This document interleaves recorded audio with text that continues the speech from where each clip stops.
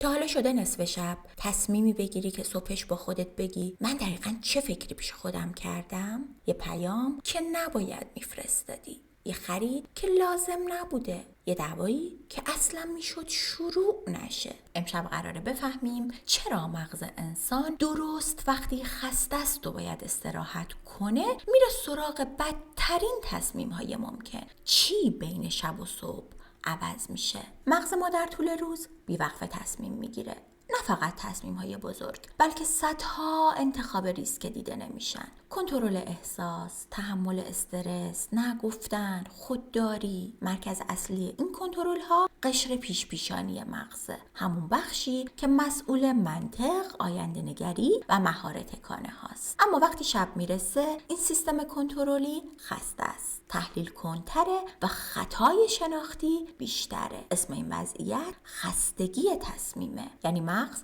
به طور ناخودآگاه میگه دیگه حساب و کتاب نکنیم، همینی که حسش خوبه بسه. در حالی که بخش منطقی مغز خسته شده، بخش احساسی یا همون آمیگدالا هنوز فعاله. آمیگدالا پاداش فوری رو ترجیح میده، آینده رو دست کم میگیره و ریسک رو جذاب میبینه و به همین خاطره که شبها ریسک پذیرتر میشیم، پیام‌هایی میدیم که لازم نیست، تصمیم‌هایی میگیریم که فوریان نه عاقلانه، مثل ماشینی که گازش فعاله ولی ترمزش خواب آلوده. از طرف دیگه شب زمان تحلیل نیست، زمان روایت سازیه. مغز خسته به جای استدلال منطقی شروع میکنه به داستان ساختن، داستانهایی که خیلی آشنا به نظر میان. اگه الان نگم همه چی تموم میشه، این تصمیم بالاخره باید گرفته بشه، این حس بی دلیل نیست، این خرید حال دلمو بهتر میکنه. اینها فکرهای منطقی نیستن، اینها روایت‌های احساسی هستند، داستان‌هایی که مغز برای توجیه یه تصمیم هیجانی میسازه.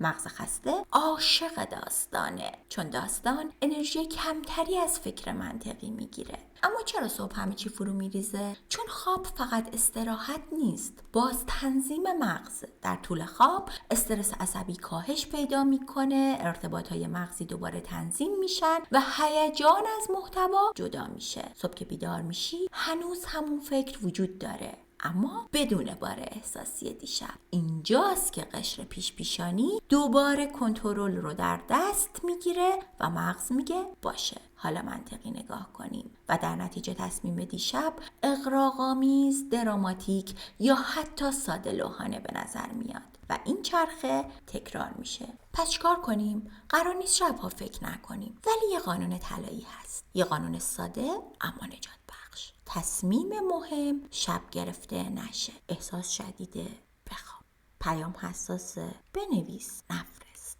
تصمیم بزرگه بذار برای فردا. و هر وقت نصف شب خواستی تصمیم بزرگی بگیری یادت بیار بخش زیادی از تصمیم هایی که بعدها ازشون خجالت میکشیم نه به خاطر ناآگاهی هن، نه به خاطر بیعقلی و نه ضعف شخصیت، بلکه فقط در زمان نامناسب گرفته شدن، در خستگی شب.